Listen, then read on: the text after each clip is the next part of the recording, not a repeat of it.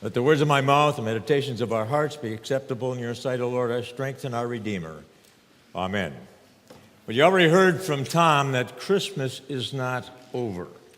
And if my calculations are right, I think this is only the 10th day of Christmas, but we'll celebrate the 12th day of Christmas this afternoon. So today is still Christmas, and you're going to get another Christmas sermon. Christmas is about Emmanuel, and it's important that we recognize what Emmanuel means. Emmanuel means God is with us. So that's why Christmas doesn't stop, because God does not stop being with us. He does not stop being Emmanuel. God was here in a special way for a while. God was here in a special way for a while. God became a human being for a while. God became human like me. That's the theme of today's message. You might not agree with everything I say, but that's okay. It's from the Gospel of John, the first chapter, which is not used very often as far as Christmas messages are concerned, but it's still Christmas.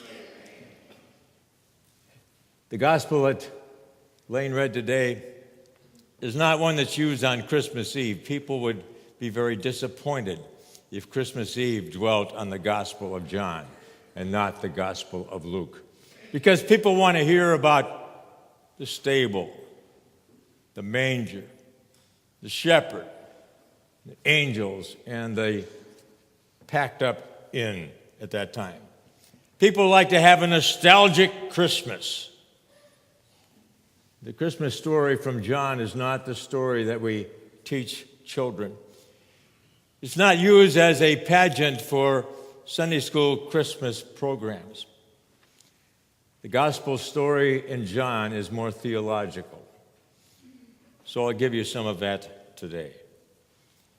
John gives us more of the essence of the birth. He doesn't mention the birth, but he gives us the reason for the birth, and that's what's important. It's not so important to remember the season, but to remember the reason. So I give you today reasons greetings. The story in John is a story of the incarnation. Some of our hymns have that word in it, incarnate and incarnation. Before Christmas was ever celebrated by the Christian church, the church had a festival called the Festival of the Incarnation. And that word is not one we use an awful lot. We probably understand reincarnation more than we understand incarnation. Reincarnation means coming to life again. Incarnation means coming to life, period. Coming to life for the first time as far as God is concerned. Incarnation, God becoming a human being in the person of Jesus, God incarnate. In the other Gospels, Matthew and Luke, Jesus starts out as a baby. Not so in John. Mark doesn't even mention the birth. In Mark, Jesus is 30 years old before he is even mentioned. So we look at the Christmas story in the Gospel of John. In the beginning was the Word, and the Word was with God, and the Word was God. And then the essence of it, and the Word became flesh. That's incarnate. That's the incarnation. The message that God was one of us for a while. That God gave up his godness and took on our humanness to be a human like me. Most of the time, people don't like to see Jesus that way. People like to deify Jesus. Like when he was 12 years old in the temple, they don't see the humanness of that event. And we make Jesus less human. Lo, the cattle are lowing in the way in the manger. Remember that song? The cattle are lowing. The poor baby sleeps. But little Lord Jesus, no crying he makes? Nonsense. Jesus cried. Jesus had an umbilical cord. If babies are hungry, they cry. If they hurt, they cry. Jesus wet his swaddling claws. Jesus had to be changed like I had to be. They were claws, not clothes, remember that. Jesus was human like me. And he faced many of the same things I face in life. Jesus did not live 33 years on earth pretending to be a human being. He was. And the early church struggled with that for centuries, arguing about whether Jesus was God or Jesus was human or how they fit together, and they never really did sort it out good, even though we have some creeds that try to deal with that. To me, Jesus lived as I live. There are theories that Jesus was in love with Mary Magdalene. Have you ever heard of those? So many think that he couldn't do that. If he's like me, he could. And probably would. And I'd be disappointed if he didn't. Was Mary Magdalene his favorite person? I think so. Who was the first person that Jesus appeared to after his resurrection? It wasn't Peter, James, or John. They went there and all they saw was the empty tomb. But Jesus waited until Mary got there to show that he was alive again. And when she saw him, and I haven't always focused on these words, but I did during this past week or so. When she saw him, the words that Jesus said to her was, "Do not hold me." And if he said those words to her then, it probably tells me that she must have held him before. And this time she says, "Don't do it." The other disciples were very jealous of Mary. They treated her badly, especially Peter treated her because he was jealous of the fact that Jesus paid so much attention to her. Perhaps you don't know, but there was a gospel of Mary. The gospel of Mary. The early church did not accept it as part of our biblical canon, but there is that gospel. That's not the issue today. I'll deal with some of these things in my February What We Believe class. Today, the incarnation, the Christmas story. In the beginning was the Word, and the Word was with God, and the Word was God, and the Word became flesh and dwelt among us. God became a human, and he lived as a human.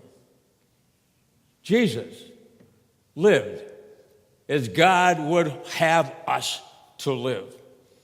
He lived as a true man, being as man was supposed to be, the way God intended it. And I like to tell it this way. In the beginning, God created man. God created Adam.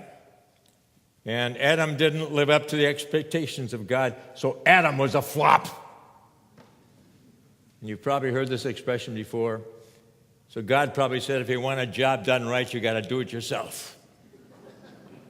And so God did it. The incarnation. It's not a usual event as far as religions are concerned. In religions, many religions, it's not that God came down to become a person, but that people became gods. That's not what we believe. God has been here. Emmanuel. God is with us. Became human like me. I'm going to tell you a story from Green Bay. It's not about the Packers, even though my first congregation was on the same street as Lambeau Field. I was an associate pastor in my first call, and usually associate pastors get the job of handling the youth. So there are several churches in Green Bay, and so we had a youth conference, and I was part of the organization of that. We had a special youth gathering, and we brought in a special speaker. And our special speaker was a man named Nelson Trout. Many of you who have been pastors know exactly who Nelson Trout was. He became the district president and bishop of the South Pacific District or Synod. And he was with the youth department in Minneapolis, Minnesota, where the headquarters of the ALC was. Nelson Trout was black. very black. And when he came to speak to our youth in Green Bay, he stayed with us in our house. And one night we sat around the kitchen table, and Nelson told us of an event in his life. He traveled a lot as part of the youth department. He did a lot of speaking engagements. And he told of a time he was going back east to make a presentation. And there was bad weather in Minneapolis. Any of you ever experienced that? That's why you live here. The plane he was going to take was delayed. But the plane was there, unlike my plane in Los Angeles on Friday night. And they were told that they could board the plane if they would like to do that, rather than sit in the waiting room in the airport where you hear all the PA announcements.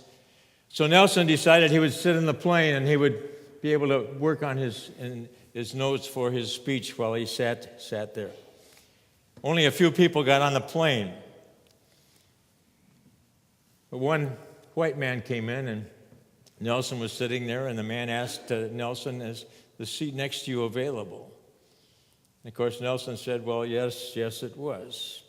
And the man sat down. And then Nelson told us of his feelings of resentment. As here's a white man who was going to show that he wasn't afraid to sit down with a black. I wonder what he was doing, just showing that off when there was all kinds of other seats in the plane. And he resented it, and he said he was almost hostile. The man that sat down next to him was very cordial. And he saw Nelson working on his notes for his presentation that he was going to make. And he asked what he was doing. Nelson told him he was going to be speaking. And this white man said, "I'm going to be speaking back east also." And Nelson told him that he was going to be speaking about youth in the church. And the white man told him he was going to talk about race relations in the South. They got to the point where they were asking each other's names. And Nelson told him that he was named Trout. And the white man said his name was Griffin. Nelson said, I get choked up a little bit here. Nelson said, "John Howard Griffin?" And the man said, "Yes." And Nelson told us how all these negative feelings just drained from his body because he knew that the man sitting to him knew what it was to be black because he became black. And I don't know if that rings a bell with you, but in 1961, John Howard Griffin wrote the book Black Like Me. He didn't just write about things in the South. He lived there. He didn't just want to observe civil rights movement. He wanted to experience. And so John Howard Griffin became black. He didn't just blacken his skin. He went to his dermatologist and said, "Can you change the pigmentation of the skin in my body?" His dermatologist said, yes, he could, but it would be dangerous. That might cost him his life sometime. But John Howard Griffin said, "Do it."